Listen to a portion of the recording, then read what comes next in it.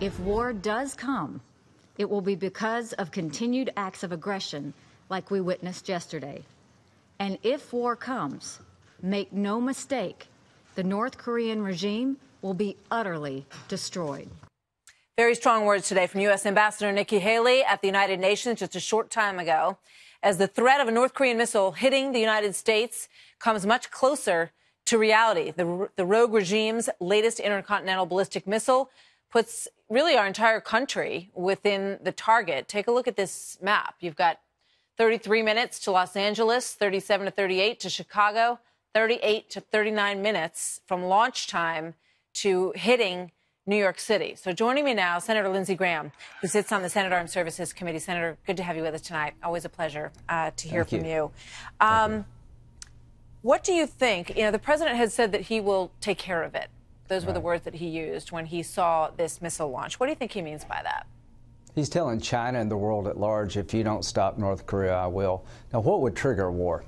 The day the president believes that the North Koreans have the capability to launch an ICBM with a nuclear weapon on top that can actually hit America, he's never going to let that day happen. So his policy is to deny the North Korean regime the ability to hit America with a nuclear weapon, and we'll go to war to stop that. So what he's telling China is, if you don't change North Korea's behavior regarding their missile program and their nuclear program, I will preemptively attack North Korea and destroy their regime.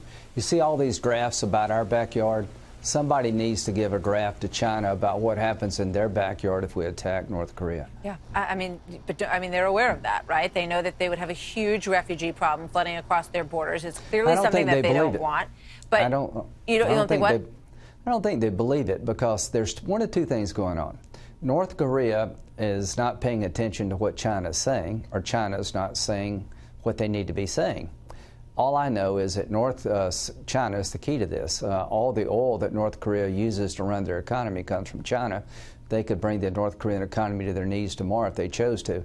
Trump's got to convince the Chinese that he's deadly serious about a preemptive attack against North Korea, that we're not going to live our lives as Americans under a nuclear threat from a crazy man in North Korea. And if there's going to be a war to stop this threat, it's going to be in China's backyard, not America's backyard.